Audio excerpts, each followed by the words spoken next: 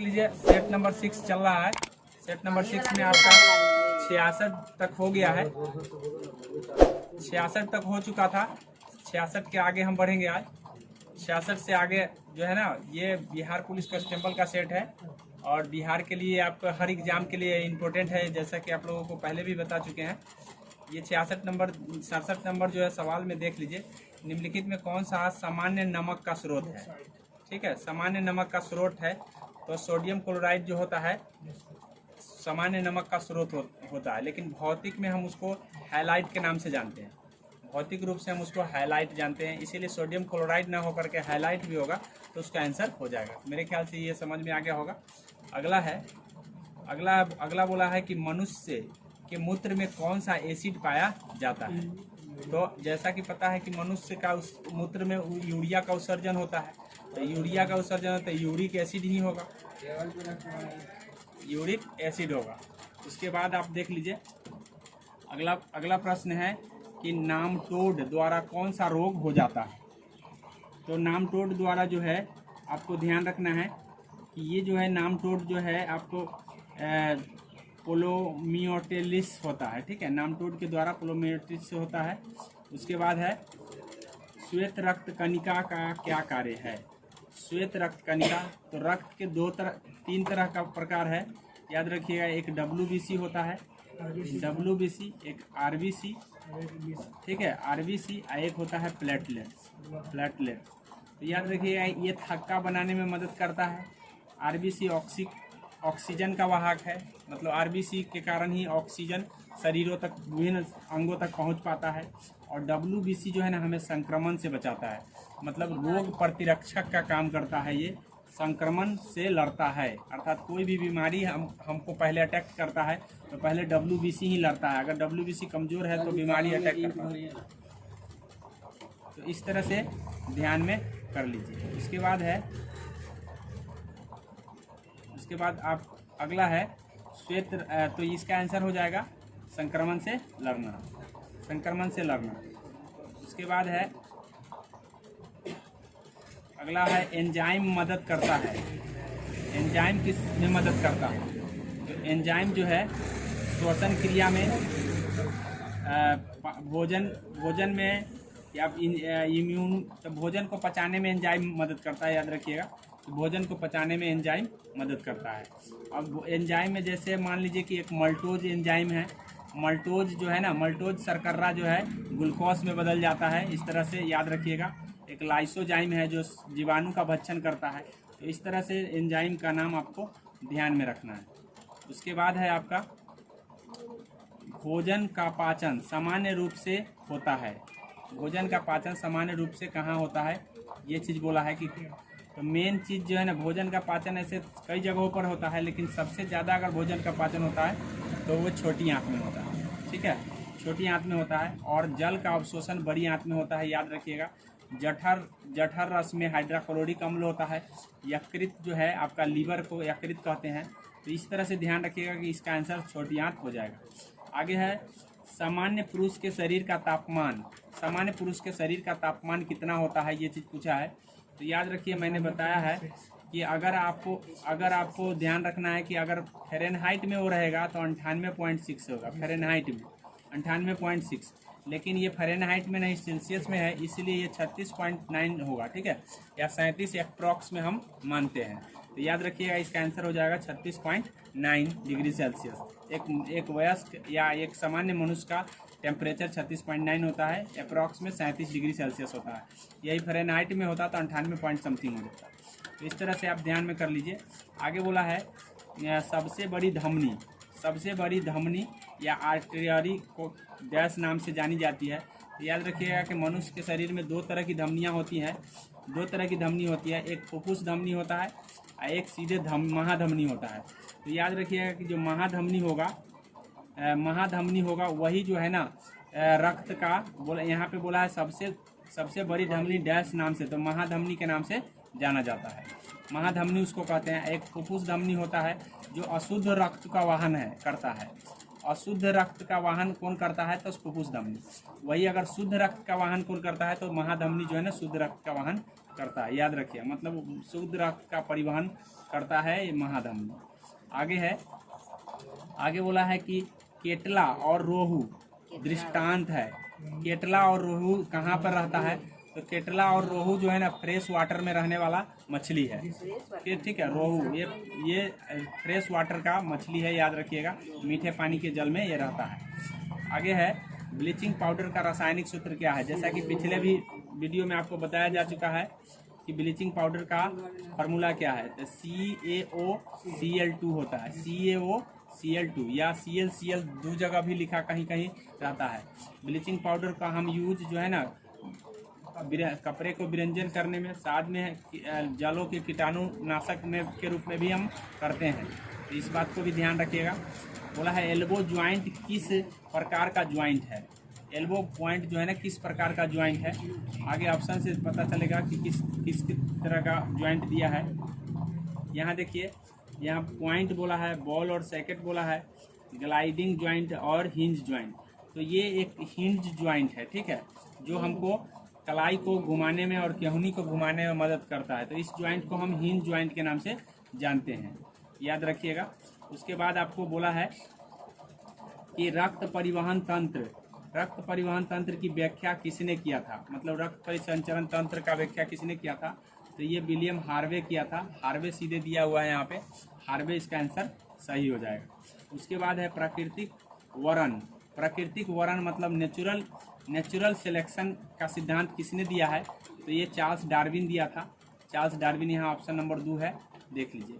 उसके बाद बोला है, उसके बाद आपका है कि अंधों के पढ़ने के लिए लिपि को क्या कहते हैं? तो अंधों के पढ़ने की लिपि को ब्रेल लिपि के नाम से जानते हैं, ठीक है।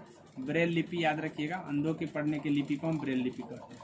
उसके बाद है ध्वनि की तीव्रता निर्धारित होती है। तो याद रखिएगा कि ध्वनि की तीव्रता जो है ना उसके आयाम पर निर्धारित होती है। आयाम, याद रखिएगा कि ध्वनि की तीव्रता उसके आयाम पर निर्धारित होंगे। तो आयाम जितना बड़ा होगा उतना ही ध्वनि की तीव्रता अधिक होगी, ये याद रखेंगे। उसके बाद है सीड्स क्या है? तो सीड्स जो है ना एक संक्रामक रोग है, एक घातक मृत्यु होता है, याद रखिएगा। हाँ, ये घातक मृत्यु को हम सीड्स रोग के नाम से बच्चों में होता है। अर्थात एकाएक किसी का मौत हो जाता है, कोई बच्चा का, छोटा बच्चा 1 महीने तक के बच्चा को, तो उसको सीड्स के नाम से हम जानते हैं, याद रखिए। आगे बोला है पीत रस का कार्य क्या है? तो पीत रस का कार्य जो है, याद रखिए कि पीत रस जो है जब तक हमारे शरीर से पीत रस नहीं निकलेगा एंजाइम कार्य नहीं करेगा, अर्थात एंजाइम को सक्रिय बनाता है। तो एंजाइम को सक्रिय बनाना, और एंजाइम जब सक्रिय होगा तभी वसा का पाचन होगा। तो एमल्सीकरण, वसा का एमल्सीकरण होता है, याद रखिएगा। पीत रस का काम क्या है? वसा का एमल्सीकरण करना, याद रखेंगे। उसके बाद अगला आपका है कि एटीनील किस लिए प्रयोग में लाया जाता है? तो कभी कभी जो है ना मनुष्य के रक्तचाप जो है ना ज़्यादा बढ़ जाता है, तो एक दवा होता है एटीनील, जो रक्तचाप को घटाने के लिए लोग प्रयोग करते हैं। अर्थात ब्लड प्रेशर अगर बढ़ जाता है तो उसको कम करने के लिए एटीनील दवा का प्रयोग करते हैं। तो ये बात आप ध्यान में रखेंगे। आगे बोला है कि परिपथ में धारा संगणना कीजिए, मतलब कितना इसमें धारा है। तो आप पढ़े हैं कि V इक्वल टू IR होता है, V इक्वल टू IR। तो IR, तो अब यहाँ पे R जो है ना एक नहीं है, एक यहाँ है, एक यहाँ है, एक यहाँ है, 3 है। तो ये क्रम कौन सा है? तो अगर ऐसे सीधे क्रम में होता है तो श्रेणी क्रम होता है, अगर ऊपर नीचे होता तो समांतर क्रम होता। तो श्रेणी क्रम में जोड़ने का तरीका ये होता है, मैं आपको बता दूं कि श्रेणी क्रम में जुड़ता कैसे है। तो श्रेणी क्रम में जोड़ने का तरीका होता है R1 जोड़ R2 जोड़ R3, मतलब जितने R होंगे सबको, जितना प्रतिरोध होगा सबको जोड़ लीजिए। तो इसका मतलब है सबको अगर जोड़ते हैं तो 2 2 4 2 6। ये जो है ना ये आपका प्रतिरोध का चिन्ह होता है। ये सारे जो है ना आपको प्रतिरोध लगाए गए हैं, R लगाए गए हैं। तो ये सारे आप 2 2 4 2 6 वो है।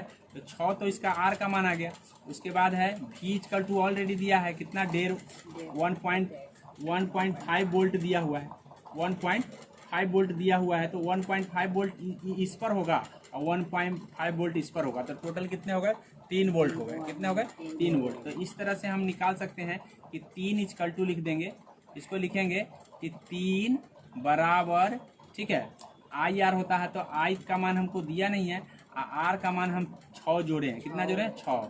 अगर इसको हम इससे भाग करें तो कितना आ जाएगा? आधा आ जाएगा, मतलब 1/2 आ जाएगा। 1/2 का मतलब 0.5 होता है। कितना होता है? 0.5। तो 0.5 एम्पियर हो जाएगा इसका मान। तो इस तरह से हम निकालते हैं। V equal to I R पर हम निकाल लेंगे किसका मान? धारा का मान। आई का मतलब धारा होता है, आर का मतलब प्रतिरोध होता है, और V इक्वल टू वोल्टेज होता है। तो इस तरह से आपको निकालना होता है। तो ओम के नियम जब हम पढ़ाए थे तो उस समय बताए थे हम, या आप साइंस पढ़े होंगे तो पता होगा आपको। इस तरह से आगे देख लीजिए। अब बोला है ट्रिपल एंटीजन किन किन 3 रोगों को बचाता है, मतलब कौन से 3 रोग है जिसको ट्रिपल एंटीजन सुई दी जाती है? तो काली खांसी, टेटनस और डिप्थीरिया।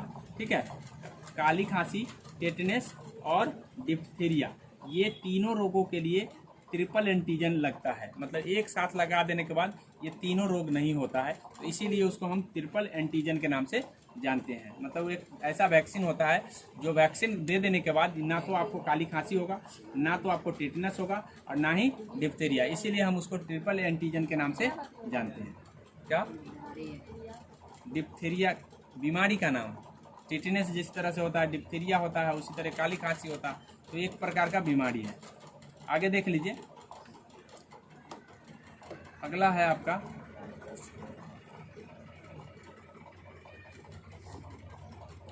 सोडियम कार्बोनेट का व्यापारिक नाम क्या है? Sodium carbonate.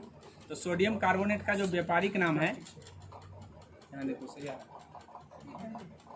सोडियम कार्बोनेट का व्यापारिक नाम क्या है?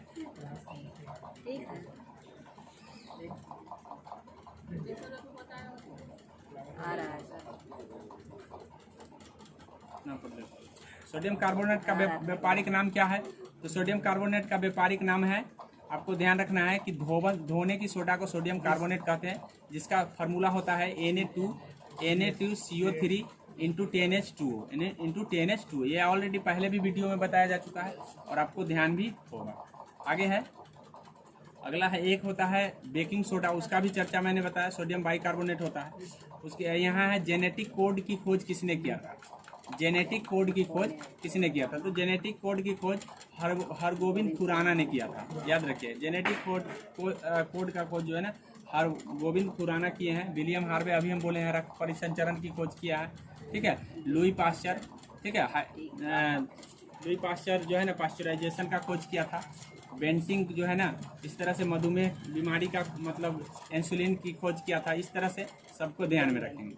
आगे है, पीने का पानी में क्लोरीन मिलाई जाती है क्योंकि?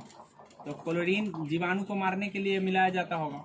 यहाँ बोला है कि क्लोरीन युक्त पानी हल्का होता है। दूसरा वाला, क्लोरीन युक्त पानी रोगों को, कीटाणु को मुक्त कर देता है। तो यही हो जाएगा सही, रोगाणु को मारने के लिए किया जाता है। क्लोरीन मिलने से पानी का स्वाद अच्छा हो जाता है, ऐसा कुछ बात नहीं है। ठीक है, रोगाणु को मारने के लिए होता है। बोला शरीर में आयोडीन की कमी से कौन सी बीमारी हो जाती है? तो सबको पता है। ठीक है, ग्वाइटर रोग होगा, मतलब गेंगा रोग होगा। ठीक है, ये आयोडीन की कमी से हो जाता है। आगे बोला है कि एक रिजु रेखा पर 2 आसन कोण का मान x है। ठीक है, एक रिजु रेखा है, मतलब कहने का मतलब है कि इस रेखा को हम रिजु रेखा कहते हैं। तो 2 आसन कोण का मान दिया हुआ है, एगो x डिग्री दिया है और एगो 2x - 27 डिग्री दिया। ये रिजु रेखा हो गया। रिजु रेखा में आपको ध्यान रखना है कि एगो x हो गया, एगो 2x - 27 हो गया। तो दोनों को जोड़ करके बराबर में 180 कर देंगे। तो जब दोनों को जोड़ करके बराबर 180 कीजिएगा तो उस परिस्थिति में आप देख लीजिए कि क्या हो जाएगा, 2x - 27, 2x - 27 बराबर 180। अब ये 180 इसमें जुड़ जाएगा तो कितना हो जाएगा, 2x माइनस 2x माइनस नहीं 360 डिग्री होगा। रिजु रेखा कितने डिग्री का होगा? 360 रिजु है। एक सीधी रेखा जो होता है वो 80 डिग्री का होता है। रिजु कर देने के बाद जो है ना वो 360 बन जाता है। तो 2x हो रहा 360 हो जाएगा, 27 लेस हो जाएगा। उसके बाद उसमें से घटा करके आप 27 जुटेगा, लेस नहीं होगा, माइनस में है तो जुट जाएगा और जोड़ने के बाद उससे 2 से भाग कर देंगे, 3x से भाग करेंगे। कितना करेंगे? 3x। जो भाग करके आएगा वो निकाल लीजिएगा, ठीक है। आगे देख लीजिए, एक आदमी की उम्र अपने लड़के की उम्र के 24 वर्ष अधिक है, 2 वर्षों में उसकी उम्र लड़के की उम्र से दोगुनी हो जाएगी, तो लड़के का वर्तमान आयु ज्ञात करें। यानी कहने का मतलब है, हमसे ये बोला है कि सवाल में बोला है कि एक आदमी है जो अपने लड़के की उम्र से 24 वर्ष ज़्यादा है, ठीक है, 24 वर्ष ज़्यादा है। 2 वर्षों के बाद जो है ना उसका उम्र लड़के की उम्र का दुगुना हो जाएगा। मतलब 2 वर्ष अगर उसमें बढ़ा देंगे तो लड़के की वर्तमान आयु क्या है? तो लड़के की वर्तमान आयु क्या है? तो मान लीजिए कि वर्तमान आयु अगर लड़के की वर्तमान आयु 14 वर्ष, सपोज थोड़ा देर के लिए 14 वर्ष मानते हैं, तो 14 वर्ष मानते हैं तो 24 वर्ष जोड़ देंगे तो कितना हो जाएगा? 14 वर्ष में 24 जोड़ेंगे तो कितना होगा? 38 होगा। अच्छा, अब इसमें 2 वर्ष जब जोड़ देते हैं तो क्या इसका दुगुना होता है? नहीं होता। 14 का 16 दूना तो 32 से ना आता है, ये 38 आ गया, इसलिए ये ऑप्शन गलत हो गया। ऑप्शन से हम बना लेंगे, ठीक है। उसी तरीके से मान लो कि 18 में अगर हम 24 जोड़ते हैं तो कितना होता है? 18 42 होगा। अच्छा, 42 अगर हम इसमें 2 जोड़ देते हैं तो 2 से दुगुना करेंगे तो नहीं आएगा। 20 में ऐसा करके देखिए क्या आएगा? 44 2 जोड़ेंगे तो 46। कितना आ जाएगा? 20 में 24 जोड़ दिए तो कितना हो गया? 24 वर्ष ज्यादा हो गया तो 44 वर्ष। अब बोला है, ठीक है, 2 वर्ष दोनों का बढ़ाएंगे जी, एगो का नहीं, एगो का 44 हो गया, एगो का 20 है। अगर हम इसमें 2 जोड़ देते हैं तो कितना? 22 हो जाता है। तो इसमें 2 जोड़ देंगे तो कितना हो जाएगा? 46 होता है। 46 22 का दुगुना नहीं है। अब 22 वाला में देखिए, 22 वाला में देखिए क्या कितना आ रहा है? 46 आएगा, दोनों को जोड़कर उसमें जोड़ेंगे 48 हो जाएगा। 24 जोड़ेंगे तो इस 22 जोड़ेंगे तो कितना? 46 और 2 जोड़ेंगे तो यहाँ 24 दूना 48 नहीं हो जाएगा? दोगुना आ रहा है कि नहीं आ रहा? तो इस तरह से ध्यान में एक बार फिर से हम समझा दे रहे हैं। अब 22 वाला को हम समझा दे रहे, 22 से तो हमको प्राप्त हो गया। हमसे बोला था कि एक लड़का है जिसके पिता का उम्र उससे मतलब 24 वर्ष ज्यादा है। तो मान लो कि उस लड़का का उम्र 22 वर्ष है, तो उसके पिता का उम्र हो जाएगा 24 वर्ष ज्यादा, तो कितना हो जाएगा? 46 वर्ष। कितना? 46 वर्ष। अब लड़का का उम्र भी 2 वर्ष बढ़ गया, अब पिताजी का भी उम्र भी 2 वर्ष बढ़ गया, तो दोनों एक दूसरे का 2 गुना हो गया। तो क्या 22 से 2 24 नहीं हो गया? और ये 48 नहीं हो गया? तो एक दूसरे का 2 गुना हुआ कि नहीं हुआ? तो ऐसी परिस्थिति में क्या हो जाएगा? ये 22 वर्ष इसका आंसर हो जाएगा। आगे देख लो, बोला है a माइनस बी 3 आता है और उसी को अगर स्क्वायर करके जोड़ते हैं तो 29 आता है। तो बताइए कि अगर दोनों को गुना करेंगे तो कितना आएगा? तो इसके लिए एक फार्मूला आता है कि ए स्क्वायर प्लस बी स्क्वायर का क्या फार्मूला है? ए स्क्वायर प्लस बी स्क्वायर का एक फार्मूला होता है, मैं आपको बता दूं कि ए प्लस ए माइनस बी के होल स्क्वायर प्लस 2ab, यही ना होता है, प्लस 2ab। तो इसके बराबर कितना दिया हुआ है? 29 दिया है ना। अब a माइनस बी के जगह हम क्या रख सकते हैं? 3। तो 3 का स्क्वायर 9, 3 का स्क्वायर 9 इधर आकर के घट जाएगा, तो क्या बचेंगे? यहाँ 20 बचेंगे ना। तो 20 और यहाँ पे 2ab है, हमको सीधे ab का मान पूछा है, तो 2 से काट देंगे तो 10 आ जाएगा। कितने आ जाएंगे? 10। इस तरह से 10 आएगा। एक बार फिर से समझा रहे हैं, दोबारा समझ लीजिए। क्योंकि हमको यहाँ पे दिया है a स्क्वायर बी स्क्वायर बराबर 29, तो a स्क्वायर बी स्क्वायर को हम एक फॉर्मेट बना सकते हैं a माइनस बी के होल स्क्वायर और प्लस 2ab, ठीक है, प्लस 2ab। अब इसकी वैल्यू आता है 9, a माइनस बी के होल। जैसे a माइनस बी बराबर 3 है तो इसको स्क्वायर कर दिए तो कितना आ गया? 9। अब 9 आगे, 9 इधर लेस हो जाएगा 29 से। अब 29 से लेस हो जाएगा तो कितने बच जाएंगे? 20। अब 20 बचेंगे तो इस तरह से ध्यान में कर लीजिए कि अगर हम 2ab का मान 20 जान रहे थे, ab का मान क्या हो जाएगा? 10 हो जाएगा, आधा हो जाएगा उसका। इस तरह से बना लेते हैं। आगे देख लीजिए, आगे बोला है कि रामू एक पुराना स्कूटर 4700 में खरीदता है और 800 उसकी मरम्मत पर लगा देता है। स्कूटर को वह 5800 में बेच देता है, तो उसका परसेंटेज लाभ क्या होगा? तो सबसे पहले लाभ देख लेंगे। 5500 में उसने खरीदा, मतलब मरम्मत लेकर के, और 5800 में उसने बेचा। तो 4500 मरम्मत लेकर के 5500 पर ना। अब उसके बाद है 5800 में उसने बेच दिया, तो 300 टोटल उसका लाभ हो गया। तो लाभ हो गया, तो यानी कहने का मतलब है कि उसका लाभ परसेंट पूछा है कि कितना परसेंट उसने लाभ कमाया। तो याद रखिए कि अगर 300 रुपया उसको बेनिफिट हो रहा है, कितना हो रहा है 300, कितना में बेनिफिट हो रहा है उसका 5500 में 300 बेनिफिट हो रहा है, कितना में ओवरऑल 5500 में। अब यहाँ पे देख लीजिए कि अगर हम 10% निकालते हैं इसका 5500 का 10%, तो यहाँ पे 0 हो जाएगा, तो इधर 550 हो रहा है, तो 10% से भी कम है, 10% से भी कम पड़ रहा है, 10% से कम पड़ रहा है ना। यानी कहने का मतलब है कि अगर 10% निकालते 550 आ रहा है, 10% निकालने का मतलब है कि एक अंक के बाद 0 दे दीजिए, दशमलव दे दीजिए, तो इधर 550 बच रहा है। अब 550 बच रहा है तो इसका मतलब 10% हम निकाल रहे हैं, तो कितना हो रहा है 550। अब फायदा उसको कितना हो रहा है 300। तो इसका मतलब उसका आधा के लगभग परसेंटेज जो होगा वही ऑप्शन में होगा। तो आधा के लगभग में कौन है 5 और 4, अब दोनों में से यही दोनों में से आंसर होगा, कौन हो सकता है बताइए। तो आधा से बेसी है कि नहीं है, ये तो 350 250 350 ना होगा, ये तो 300 हो गया, तो आधा से बेसी हो गया, तो 4 वाला तो होगा नहीं, 4 वाला होगा नहीं, ये 5 वाला होगा। आगे समझ में, इस तरह से हम परसेंटेज अगर हमको नहीं भी मालूम है तब भी हम निकाल लेते हैं। सबसे पहले लाभ देख लेते हैं, अब कितना में लाभ हुआ, तो लाभ हो गया 5500 में 300। अब 5500 में 300, तो हमको परसेंटेज अगर निकालना है तो उसके लिए हम क्या देखते हैं, हम देखते हैं कि भाई पहले 10% देखते हैं। क्या देखते हैं 10%, 5500 है, 5500 में 300। अब इसमें 10% हमको देखना होगा, तो हम एक अंक के बाद डेसिमल दे देंगे, तो कितना बच गया ये 550।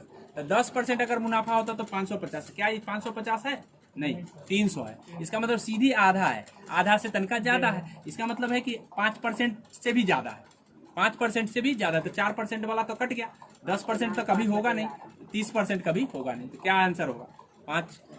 ठीक है, ऐसे हम लगा लेते हैं बिना हल किए। आगे देख लीजिए, ऐसे अगर उससे भी नहीं हो रहा है तो आप कैसे निकाल लेते, 300 बटे 5500, 5500 गुने 100, बस इसको निकालिएगा तो वो आ जाएगा। ठीक है, अब उसके बाद निकालिएगा तो लास्ट में उतना ही आएगा। चलिए आगे देख लीजिए, अगला सवाल बोला है कि एक व्यक्ति अपने वेतन का 65% खर्चा कर देता है और प्रति माह 525 रुपया बचत करता है, तो उसकी मासिक आय क्या है।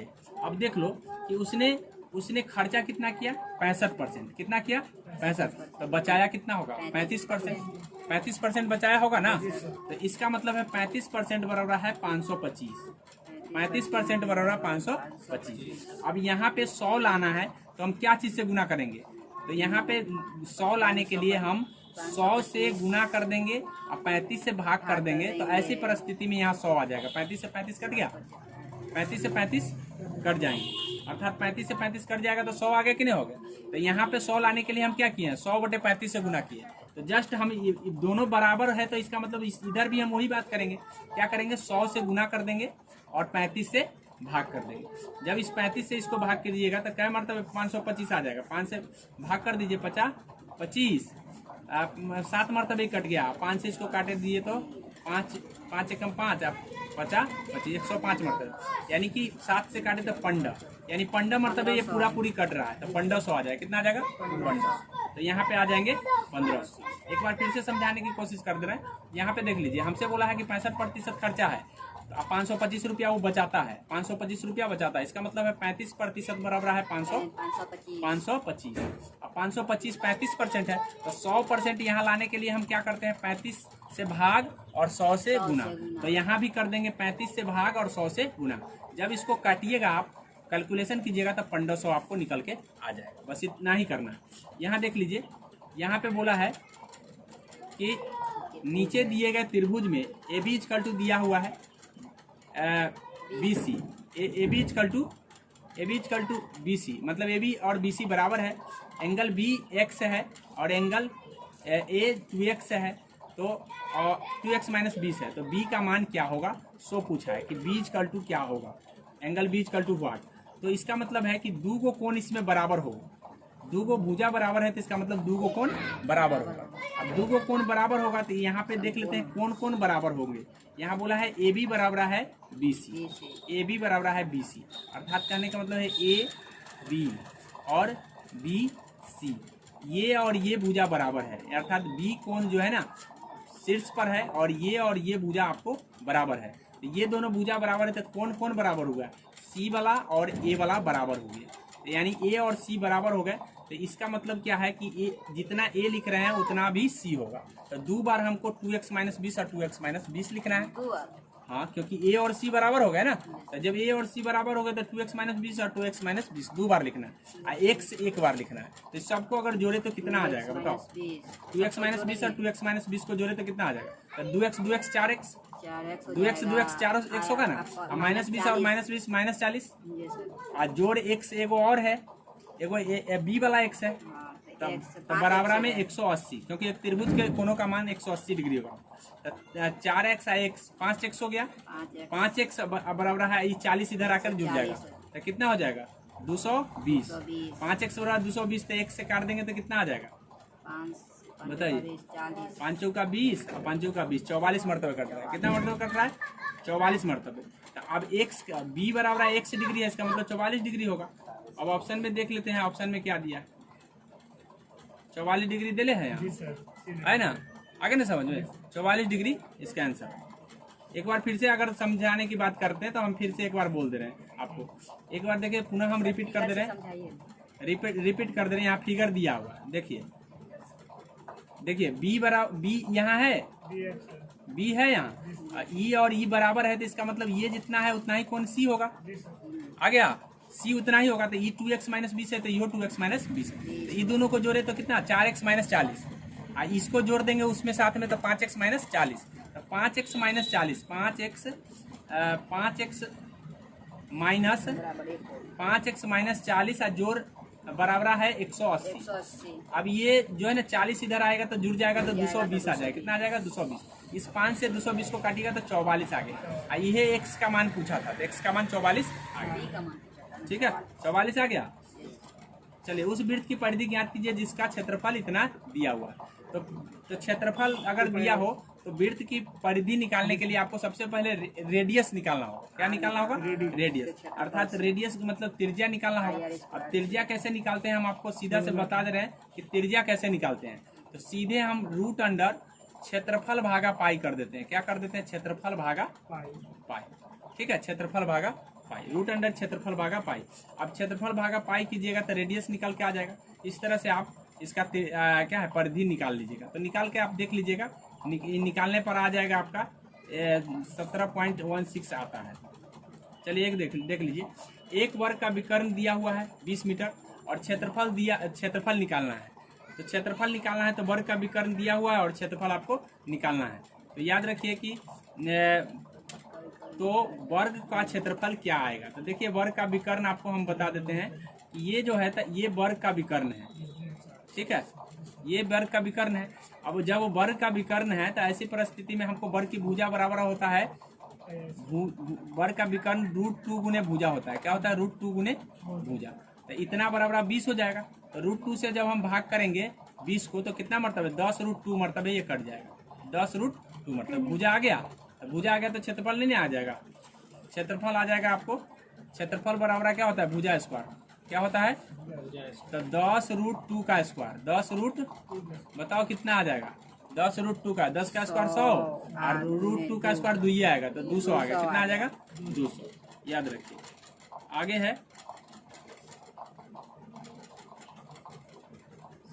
है एक षष्ठभुज के कोनों का योग कितना आएगा। एक षष्ठभुज के कोनों का योग क्या आएगा।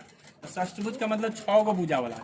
तो कोनों का योग जो है कोनों का योग होता है n - 2 × 180 डिग्री। याद रखिए n - 2 × 180। अब n का मतलब कौन भुजा।